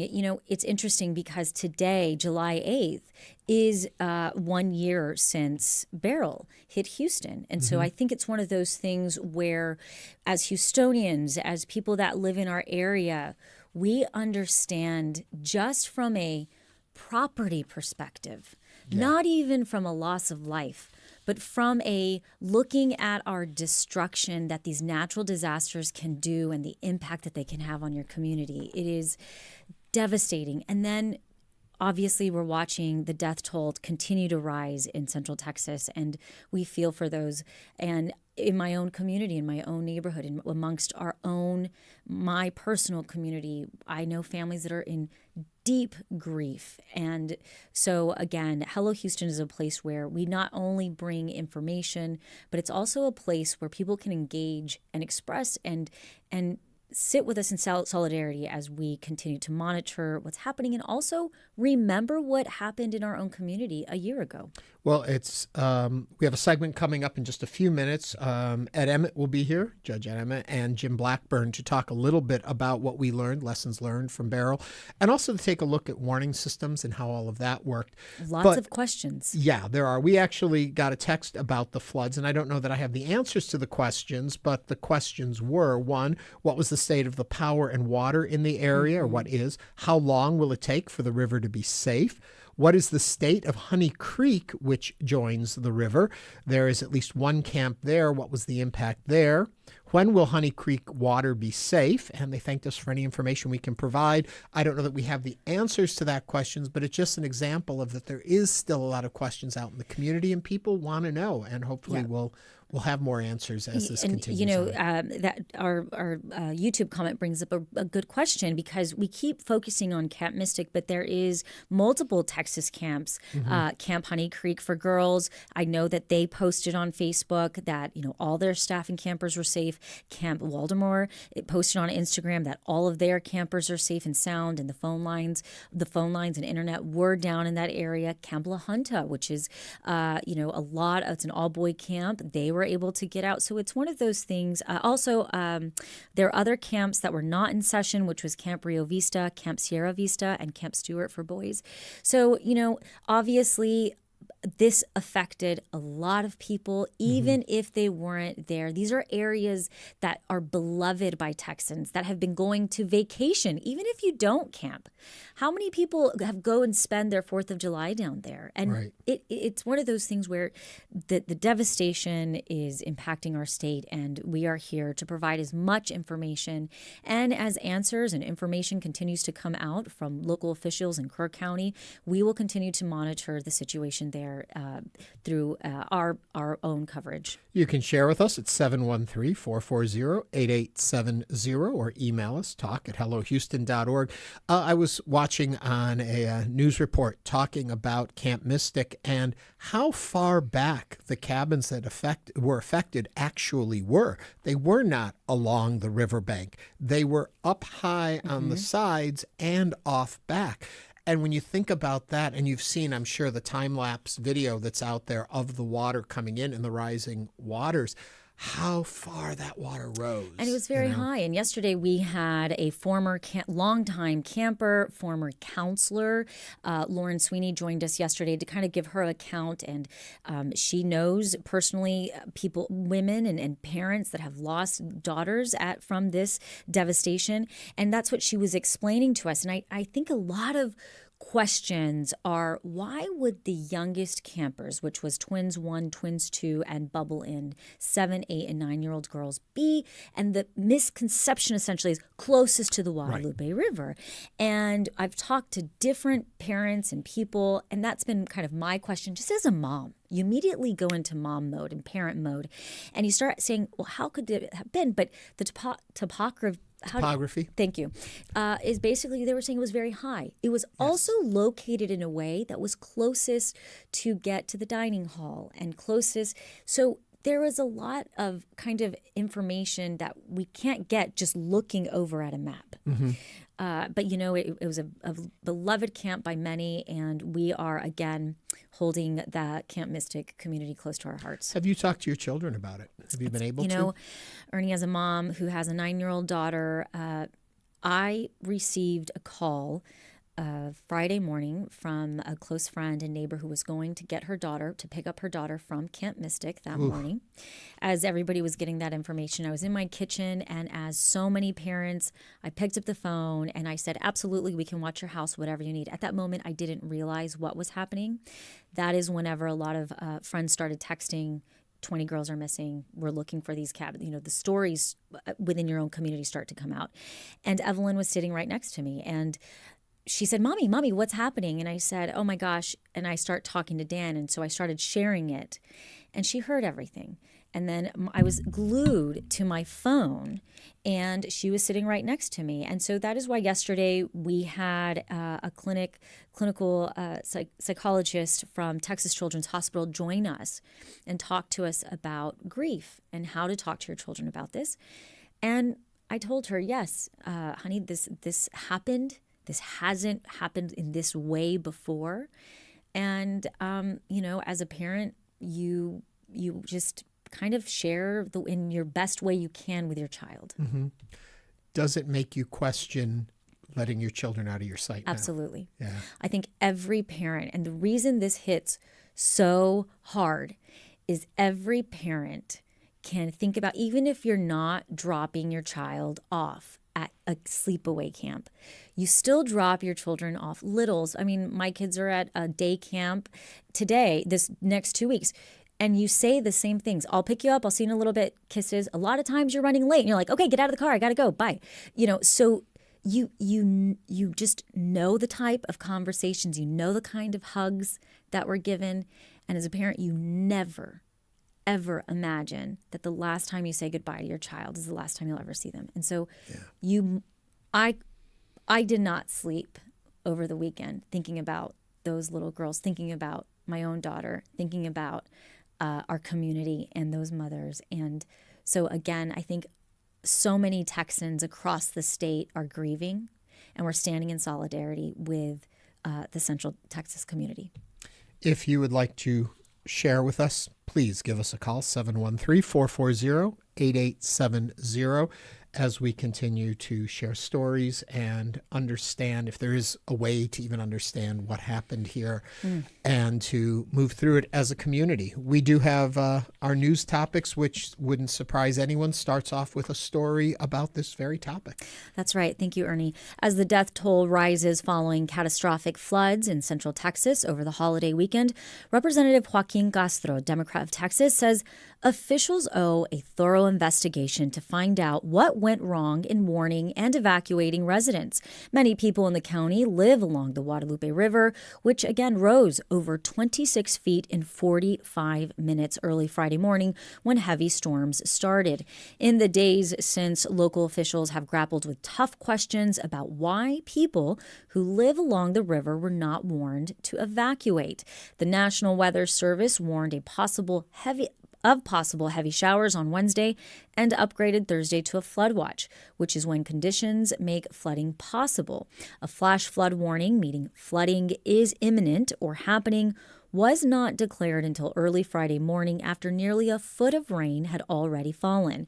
In an interview with NPR's Morning Edition, Castro said it's imperative that the NWS be well-staffed and ready to work with local and state agencies in the face of climate change, particularly during emergencies like the one in Central Texas when flash flooding occurred quickly. Is this a needed investigation, or is Castro just politicizing an extremely tragic event? Now is the time to call 713-440-8870.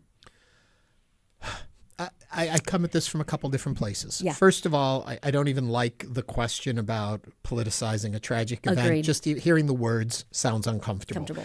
Is there politicization? Everything in our culture is these days, and that's a sad place that we have fallen. Mm-hmm. Do we need to understand what happened? Absolutely. You know, those who forget the past are condemned to repeat it, they always say. And too often we get outraged in a moment, and then the next moment comes and we forget about what happened before. I believe this will be with us for a while. Is this the time right now? I guess the only place I would say yes is because they keep talking, and especially over throughout the weekend, they kept talking about more rain coming and this could happen again kind of situation. But right now, the importance is to save as many lives as can be saved, to recover as many people as can be recovered, to secure the area. There will be plenty of time to investigate, and we absolutely should investigate what happened, but not to simply find a scapegoat or to lay blame, but to understand what we all could have done better. You go through that timeline a little bit, and as I understand, and if my timeline is a little off, I apologize for this, but I believe that the flash flood warning came out about 1 a.m., the water crest, or however they term that, at 5 a.m., so there was time between there. But I did hear officials talking about the concern that what if you put everyone on buses and the flood comes through? Mm-hmm. Is that more dangerous? So there is a juggling act that happens. We don't know exactly how everything played out clearly yet. We have ideas, and I think it's something we will need to look at more. Yeah, and it's interesting, right? Because like we were saying, the NWS sent out warnings, and from what we're hearing from locals in the area, they're saying we got like a ton of warnings. Our phones were going off. But in that moment, it's making that decision, okay, they live in the area, they know this area floods. I don't think people realized the extremity of what it was. And, you know, how many of us hear of a hurricane and we think, well, and we were in hurricane season, not how bad could it be, and I'm not diminishing, but you don't think this could actually happen. And for me, when we're looking directly at the investigation part, I wonder, right now there's a lot of assessments. They're still calling it, you know, search and rescue. It does feel a little soon to start saying we need to be investigating what we do. We absolutely do. People want answers. Mm-hmm. I'm not sure this is exactly the way we need to be going about it. Yeah. I think the other thing is announcements of warnings are great. It's the dissemination, how that information then is shared and acted upon. And that's, I think, where we're going to find is where the breakdown is. Local officials at that point, if you're getting warnings at, you know, in the middle of the night, that's when you start knocking on doors. Hey, we're evacuating. We need to go. And yes, the question was, I believe in prior flooding events, they have at certain camps they had tried to evacuate, and they had issues in the past with evacuating students and campers and being, you know, washed away. It's a lot. And you never imagine the height at which that river was going to rise and the devastation, and as quickly as it all happened. So not to give any apologies for anyone, but there's a lot at play in this situation. It's funny you talk about, you know, people's reaction. There were a lot of warnings. It reminds me, and this is where I wish Frank were sitting here with us today, but he'll be back tomorrow, about the time we had the two hurricanes, one right after the other. In the first hurricane, everyone evacuated, everyone got stuck on the road and nothing hit us. So when the second one came, 2-3 weeks later, everyone stayed home, and then we got hit by the hurricane. It's the same thing. You know, you have to know how to understand these warnings, what they mean, and when we should move on. And I do think as we continue to see more extreme weather across the nation, and especially in our state, more people, I know for myself included, vigilant. I am going to be extremely vigilant. And more than ever, we need to make sure that we know where to go to for information, and understanding who and what agencies we need to be following, and keeping our ear to the ground to make sure that we are not caught out. Following the tragic incident in Central Texas this past weekend, the Houston Astros are giving $1 million to help relief efforts in the area. The Houston Rockets have teamed up with Texas' other two NBA franchises, the Dallas Mavericks and the San Antonio Spurs, to donate more than $2 million towards the recovery effort of the Hill County floods. So there's some help that's coming that way. Remember earlier we were reporting a lot of us feel the urge or we want to do something. We feel like we can't do anything. We want to go. We want to help. They're advising folks, do not just come out to the area and try and do something. If you are so moved, contact organizations like the Red Cross, see how you can be of help. There's also concern about donations of objects. Reach out to the communities, the counties, look on Facebook, find out what they actually need, if anything, or maybe it's just a monetary donation that can help in the efforts. Keep drones out of the air. That's not helping. We heard about a helicopter that had an issue with one. We know that the want to help is there. And as I mentioned earlier, Texans are a big-hearted people. We are. But we also have to be smart about it and help in the way that can be most effective. So reach out to your representatives, reach out to people in the area that can tell you how you can best help and aid in the situation. Coming up on Hello Houston, today is the 1-year anniversary of Hurricane Beryl, and former Harris County Judge Ed Emmett joins us to discuss. This is News 88.7.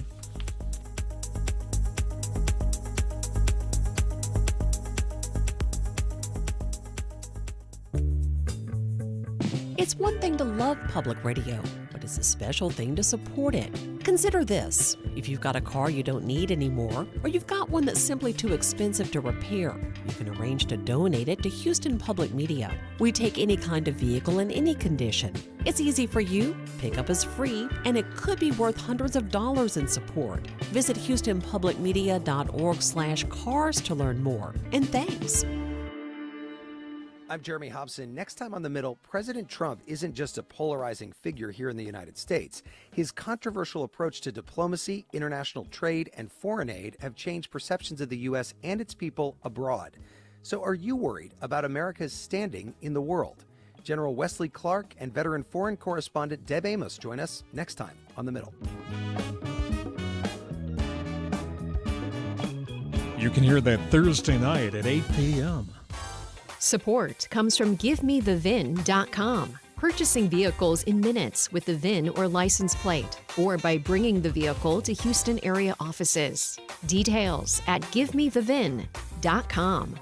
Support comes from Gulf Coast Blood, providing everything your group needs to save lives and make an impact in your community. Info on hosting a blood drive at your business, school, place of worship, or organization is at giveblood.org/host-a-blood-drive. Houston Public Media brings to you PBS World. Experience the personal connection behind the headlines with programming devoted to telling stories that humanize complex issues. PBS World on TV 8.6 and online at HoustonPublicMedia.org.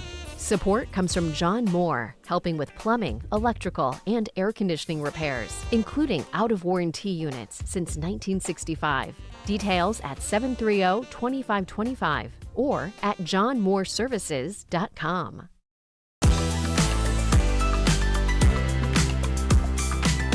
And now back to Hello Houston. To comment on today's topics, call or text 713-440-8870 or email us at talk@hellohouston.org.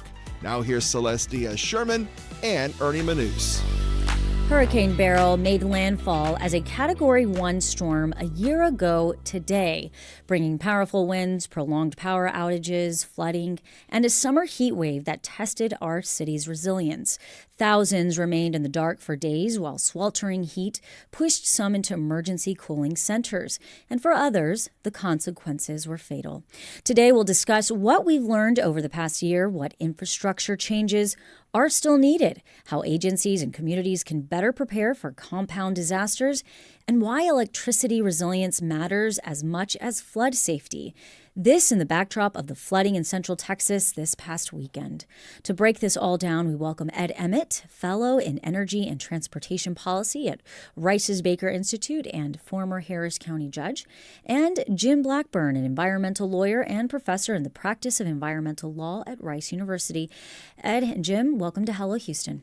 It's good to be here. Yep, thanks, Celeste. And if you would like to join into the conversation and you have questions, please feel free to give us a call. It's 713-440-8870.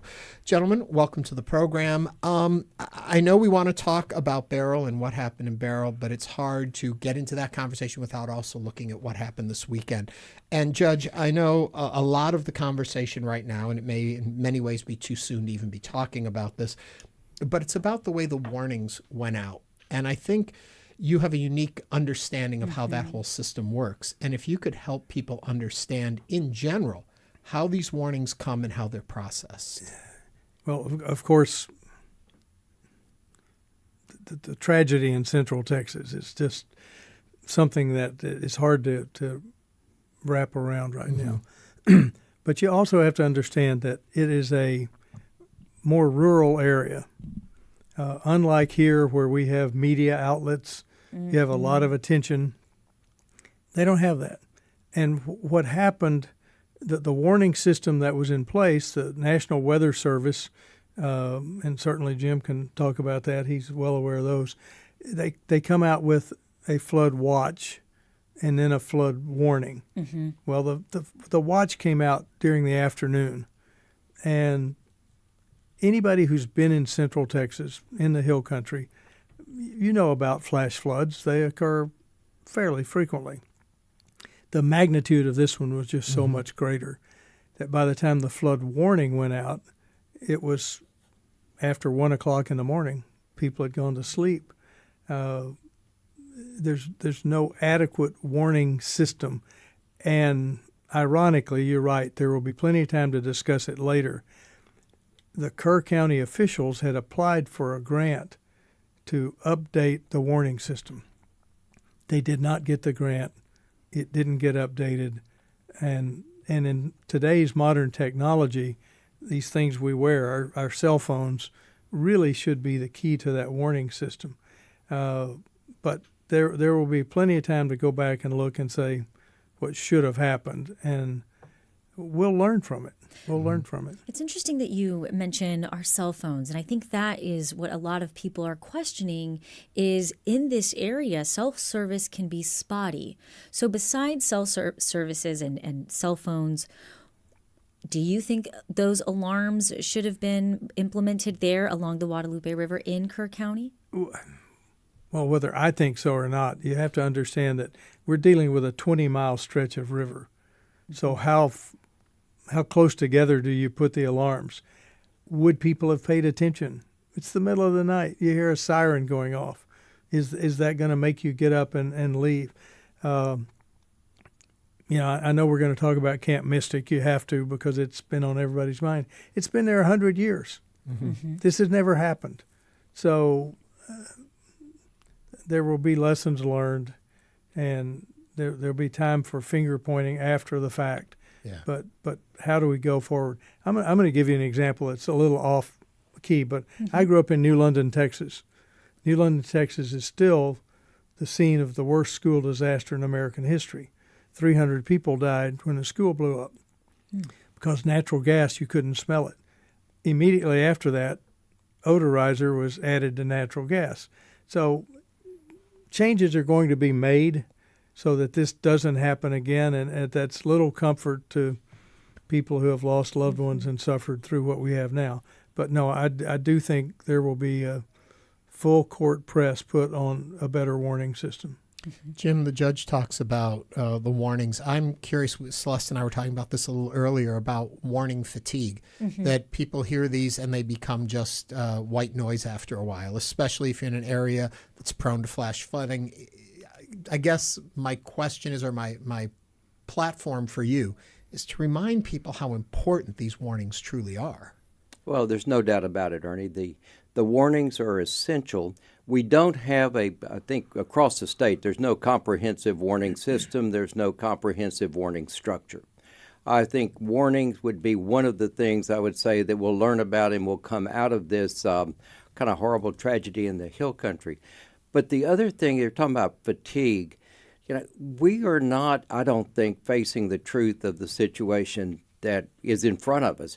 The rate of rainfall that they experienced, I was up in Austin. I was in Wimberley during the event. I wasn't on the Guadalupe, but I was getting, certainly the next day newscasts, pretty regularly. And they were talking about 3 hours of rain at 4 inches an hour. And that is an incredible rate of rainfall. And, that's what I am most concerned about, is that we're not telling our people about the types of storms that we are seeing and that we will see in the future. I don't think we've been honest about climate change, and I think climate change is at the center of this. The storm that we saw dumped an incredible amount of rain in an incredibly short period of time. It's, every storm, it seems like we keep hearing the officials say, my gosh, we've not seen anything quite like this.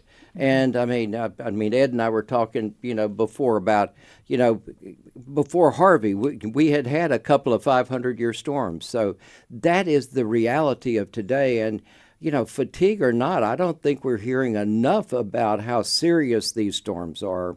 And not only is it about rainfall, it's about surge flooding and about windstorm as well. So. And it's interesting you use the word comprehensive warning system across the state. From what I understand, Governor Abbott has said he will most likely be calling a special session that will specifically address warnings, that a system that would go across the state. Well, that would be an excellent result coming out of this. It's horrible that it takes a tragedy, but I think it's kind of the way we work. It's tragedies do cause funding and that type of thing to be, and certainly attention to be focused. I do believe there was a bill that was authored and brought up during this 89th Texas Legislative. Correct. There was. Can you all elaborate on that for us? I don't know a lot of details about it, Ed. Do you? I know it passed the House of Representatives and failed in the Senate. Okay. And what I understand is that bill is going to be reintroduced during this special session. What you also have to understand, we sit in Harris County, which I think has arguably the best Office of Emergency Management in the country. Mm-hmm. NIMKID and the Texas Department of Emergency Management are excellent. Mm-hmm. But Kerr County is a rural county. It doesn't have a tax base. Mm-hmm. It can't put together the kind of OEM that we have here. So the state needs to really start looking at what's the state's role in areas that have I hate to get off on it. We spend so much time talking about we're going to lower your taxes, we're going to lower your taxes, we're going to lower your taxes. Sooner or later, somebody's got to pay for something. And that was something that was brought up, I believe, back in 2016 as well as 2023, right there in Kerr County. It was been brought up multiple times about this. From what I understand, the conversation was really sparked, and it continued to come up during the 1987 flooding that was happening in that area. And that was one of the bottom lines, was the judge said that it just wasn't a priority, and taxes. People didn't want to pay more taxes. Sure, we look at that here. Unfortunately, voters and residents have short memories. Mm-hmm. 2018, the polls all showed flooding was the number one concern. Mm-hmm. You take that same poll now, flooding's not on the list. Yeah. The other thing that strikes me in what Jim was saying a few minutes ago is you say 4 inches of rain an hour, and to the uneducated person, you hear 4 inches. It's a little bit, 4 inches. You don't realize the impact that truly has. You watch what happens. Well, a heavy rain is 1 inch or 2 inches an hour. I mean, that's serious rainfall. But you also have to think about the hill country. I mean, those are our limestone hills. Mm-hmm. They've got a lot of topography. I mean, here we get a lot of rain, and in a lot of places it just stays. You may get flooded, but it's kind of gentle rising water that comes up and unfortunately goes into our houses many times. This is water that's rushing down a hillside, comes together. Ed, you were talking about some statistics that when we were outside, you might want to share those statistics. Yeah, at midnight, the level of the Guadalupe River was 7 feet, but the flow rate was 8 cubic feet per second. By 3 o'clock in the morning, 3:15 in the morning, the level had risen to 29.5 feet, but that's not the big deal. The flow rate was 120,000 cubic feet per second.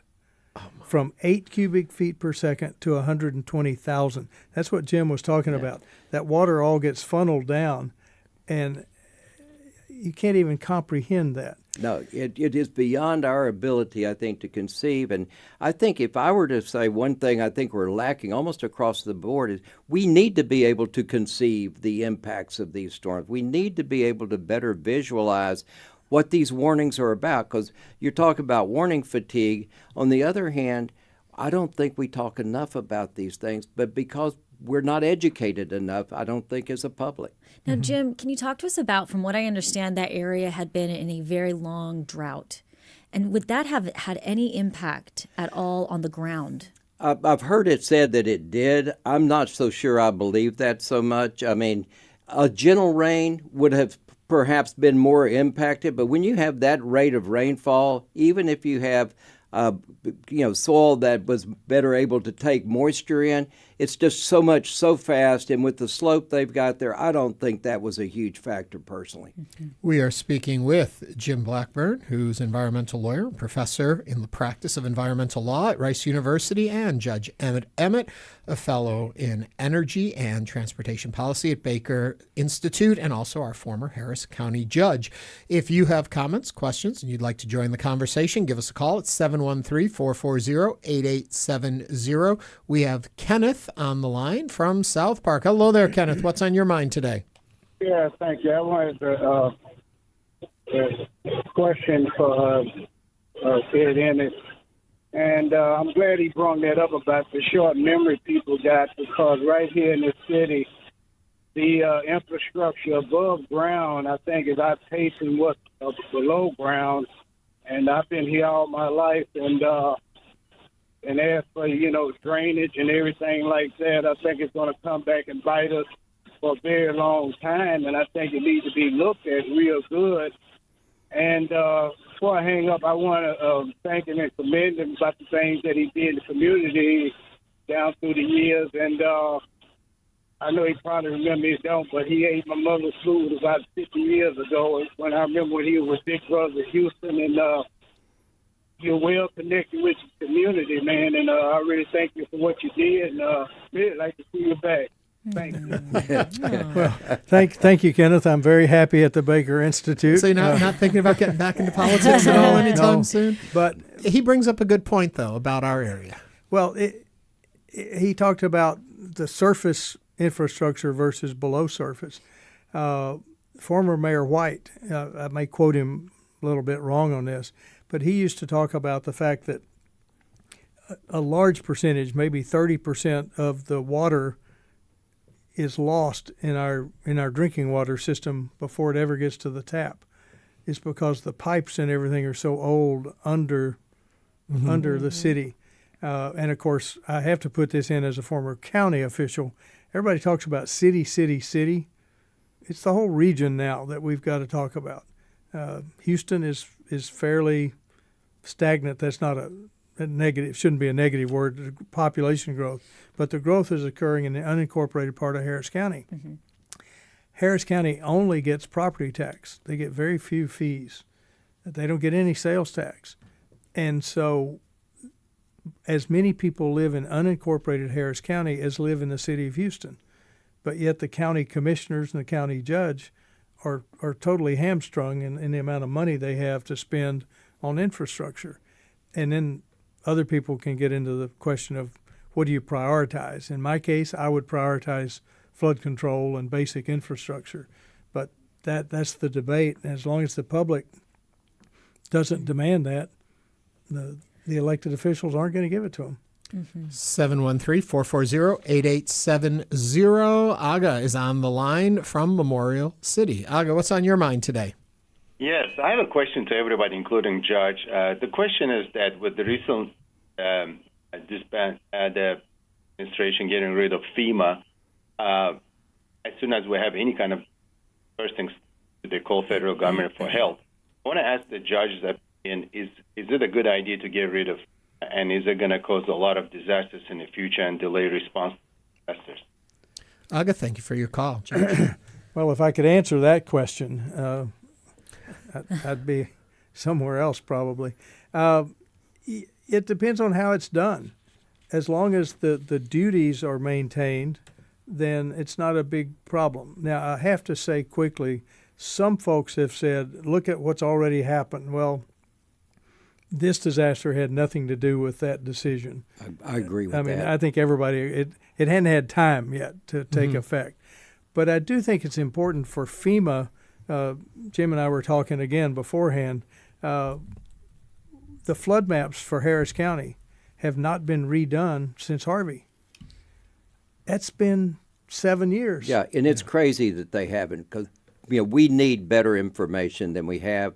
The current maps are obsolete. Everybody knows anything knows that, and yet we don't have new maps. But I mean, I would say, just in response to the FEMA question, it's not so much the loss of FEMA. I mean, I would change a lot of things with FEMA rather than getting rid of FEMA, but it's just a question of coordination. If the state is in a position to take over those responsibilities and take a much stronger role, I think, probably than they have in the past, I think you can accommodate these types of things. It's how fast you're asking these changes to be made. And, of course, we were talking earlier, the state doesn't want to tax. It's all about tax cuts. And here you're talking about basically more funding requirements coming on the state. So, yeah, I'd have to jump in and say FEMA is more of an after-the-fact entity when it comes to emergencies. For years, it's always been local and state that has to respond, and FEMA comes in after the fact for the recovery. So, and they've been almost dysfunctional in many ways. So. Now, just to clarify, the president has been outspoken about his goal of shutting it down completely by the end of this hurricane season and giving states a greater share of the financial burden of disaster recovery. Now, y'all are talking about that it obviously has, as an agency, can be dysfunctional, but you're not necessarily saying that it needs to be phased out completely. Is that correct? I'm not saying that. I don't. Yeah. No, I think we need to look at the functions of FEMA and say, okay, this needs to continue. Yeah. This needs to go away. But I'll go back to the floodplain maps. 7 years, really? Yeah. That's nonsensical. Well, I will say, funding. Texas has a good Department of Emergency Management. More rural states aren't going to have the resources to do that. That was the point I was going to bring up. Yeah. I'm a transportation guy, right? All these people always say, we ought to get all our tax dollars back, our highway tax dollars for our state. Well, if you did that, Montana would never build a highway because, they can't. Well, the same applies to emergency management. And one thing I've got to say, and this is kind of back to Kenneth a little bit, FEMA for years, when they decided about reimbursement after storms, they looked at the dollar value of the damage. Yep. Well, that benefits wealthier neighborhoods. That's nonsensical. A house is a house. I mean, you lose your house. And so what we were trying to do at the county, and hopefully they still are, is how many people can benefit from the recovery dollars. It shouldn't be about the dollar value. It should be about people. Right, and we have that problem with the Corps of Engineers as well. Yeah. I mean, it is an across-the-board problem that we've used financial damage, financial harm as the basis for determining decision-making, and that shouldn't be the criteria. Not alone. When did that start? Because that isn't this administration. It goes back to the 80s and 70s, back with the benefit cost analysis when it first came along. 713-440-8870. Sarah is on the line from Montrose. Sarah, what's on your mind? Howdy, y'all. First off, to that point that you just made, it shouldn't be financially allotted in a cost-benefit analysis. A life is a life. I grew up in Deer Park, and what I'm sitting here wondering, looking at Clerk County, knowing it's a rural county, when Deer Park kind of developed itself, one of the things that city management kind of made de facto and that everyone has just always accepted as a part of living out there is that a hefty part of your tax dollars will go to the emergency management system that is out there to warn about chemical emergencies. We grew up with a culture of preparedness because we're growing up right there along the world's largest petrochemical refining complex. And we judge time out there by cracks that different companies' explosions have put in our walls. So, but that warning system has never failed. Growing up out there, it's a culture of preparedness that was set as a standard by the city government, and nobody cried socialism. Nobody cried that this is government overreach or a waste of tax dollars. Everyone, because that standard was set from the top, that these are how our priorities are going to be set living in this area where we're prone to these dangers. And everyone just is prepared. We weren't a very affluent community when that started. But I think with every burden being put back on the states, there's going to have to be a network of municipalities across the states where communities that do have robust emergency management, because that system also doubles as our weather siren system for adverse weather, and it's never failed. So, Sarah, I'm gonna wrap you right there and give Jim a chance to respond. Thank you, Sarah, for that comment. Yeah, it's a great comment. I think certainly the chemical community also is a major part of it. I would tell you the perception of the chemical danger versus the flooding danger is a big difference. And I think part of it has to do that we have downplayed floodplains. I think historically they've always been controversial, certainly in Houston. I don't think we've ever emphasized how dangerous it is to be living in floodplains, and particularly floodways. Up on the Guadalupe, a lot of that damage happened in floodways that, at least theoretically, should not be occupied.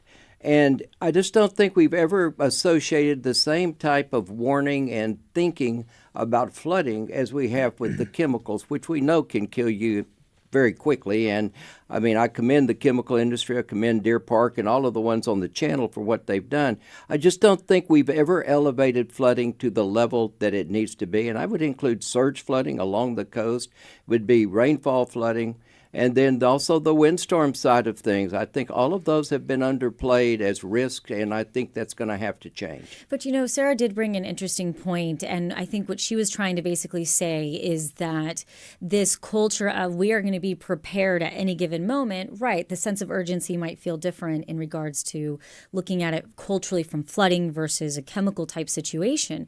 But do you think that there should have been a higher sense of urgency by local officials in Kerr County? Well, I mean, certainly after the fact, absolutely. In front of it, yes, I think so. I think that across the board, though, I think it's true in Harris County. I think it's true in every county in Texas with regard to flooding. I just don't think we have historically emphasized the risk and the threat that flooding poses to the extent that at least my research has shown that not only does it, we haven't been hit with the worst yet.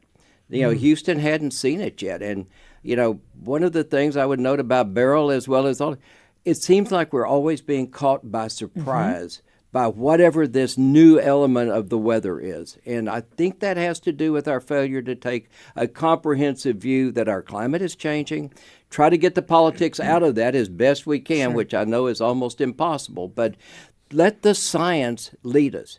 If we use science well, and reasonable decision-making follows really good, sound science, we'll be in a lot better position than we are right now. And based on the science, does that mean that these type of extreme weather events are here to stay? I would say absolutely. Yeah.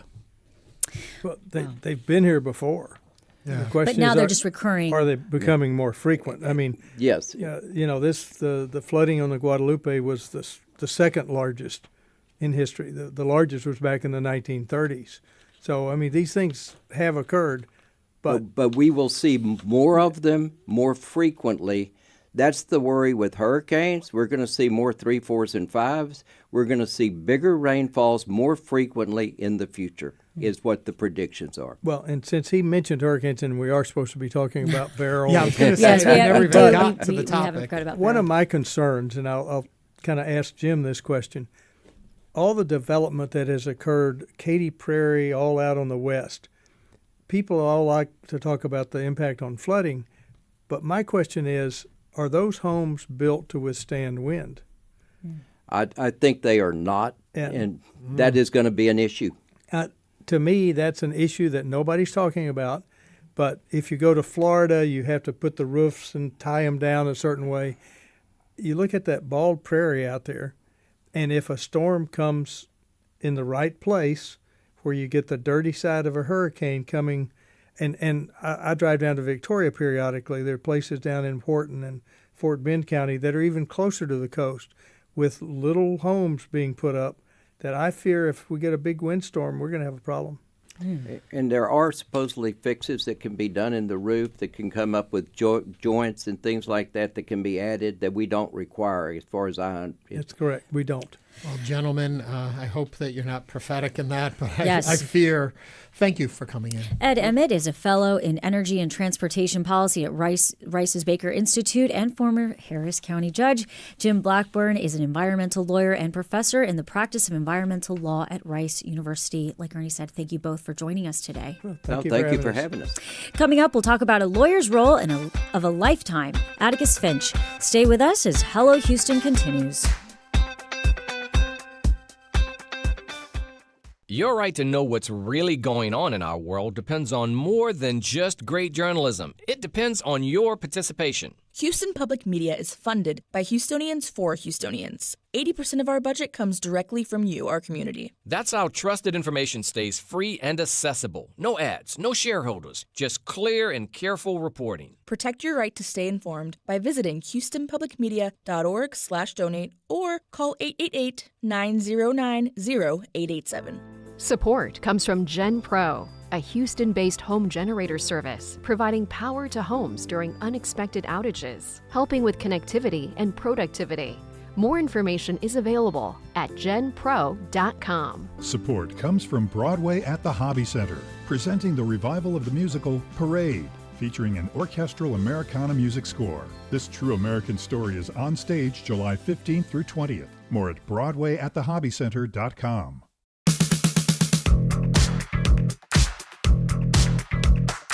And now back to Hello Houston. To comment on today's topics, call or text 713-440-8870 or email us at talk@hellohouston.org. Now here's Celestia Sherman and Ernie Manous. Cone Man Running Productions seek to challenge the playwrights, directors, and actors while enticing audiences not only with traditional theater projects, but with unique and innovative theater projects, such as their upcoming poignant and powerful stage adaptation of To Kill a Mockingbird, running July 11th through the 26th at Studio 101 in Spring Street Studios. Directed by Christine Weems and starring John Raley, this production features a cast composed entirely of members of Houston's legal community, including judges, attorneys, law students, and clerks, and some children thrown in there too to even it all out. Here to tell us more, Christine Weems and John Raley. Welcome to the program. Hello. Judge, welcome. John, welcome. Okay, I'm going to start with Christine on this one. Having to work with lawyers even when you're not in the courtroom, why do you do this to yourself? Because I'm a glutton for punishment and I hate myself. No, it's because I just love sharing theater. I kind of did it backwards. I came into theater after doing a whole lot of mock trial in college and law school. And I was like, wow, this is fun. You know, I love this outlet of being in front of people and talking to a jury. Sure. And then you find out, wow, you just don't get to go to trial very often. Right.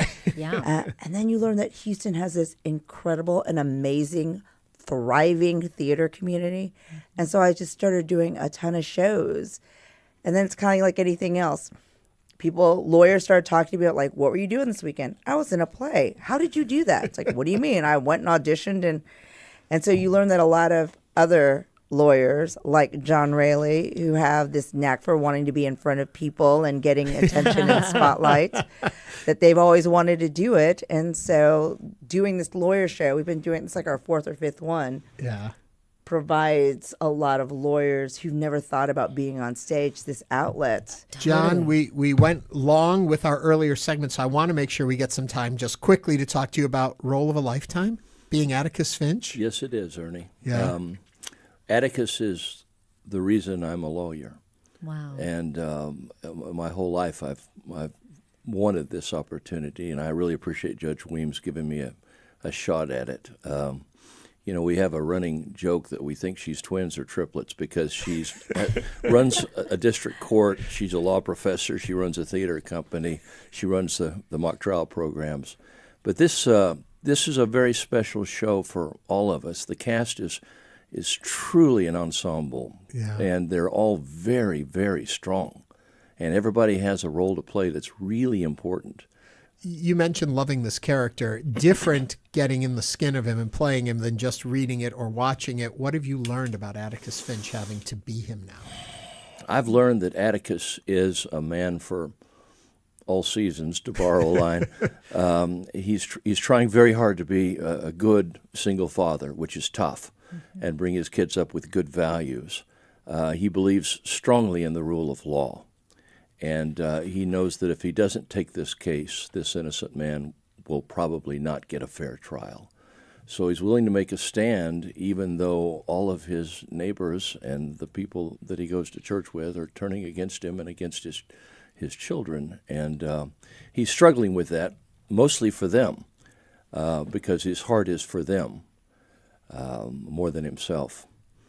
But he's everything that I think that a lawyer should be, that a man should be, that a father should be, and he's just trying to live it out in the way he goes about his life. Judge, what do you think in interpretation of this play and these roles? What makes it unique having it filled with people who are in the legal profession? I think it's very poignant for us. I mean, right now, I think in this day and time, I think the rule of law is under attack. And I think sometimes we need a reminder. It's kind of what the legal system has done for us to give us the rights that we have now. And sometimes you have to look at the past to be reminded of that. I think when we all go into the practice of law, we think that we want to do something big and brave and we want to change the world, and that just doesn't happen. Most lawyers don't get to do those kinds of cases. But in a way, we get to kind of visit that feeling, and even though it's fictional, you gotta feel like you have that moment of understanding why something like this is so monumental. You had this moment. Unfortunately, we're out of time because the earlier segment went long, but I want to remind everyone John Raley is a Houston area attorney and actor, and Judge Weems is the director of Cone Man Running's production of To Kill a Mockingbird, July 11th through the 26th. For more information, visit conemanrunning.com. And that brings us to the end of our show. We want to thank you both for joining us, but all of our listeners and viewers, thank you for joining us today on Hello Houston. We will be back tomorrow with more conversations. This is News 88.7. Thanks for listening to Hello Houston. Join us every Monday through Friday from 11 a.m. to 1 p.m. to talk all things Houston. The Hello Houston production team includes Garrett Bowman, William Menjivar, Jen Altine, Todd Holslander, and Jim Kovacic. For the latest in local news, subscribe to the Hello Houston daily newsletter at HoustonPublicMedia.org. Hello Houston is a production of Houston Public Media.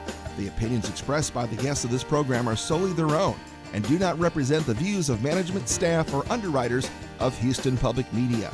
This is News 88.7. Donations come in many forms: a monthly membership, a one-time gift, and that extra vehicle you no longer need. We take any kind of vehicle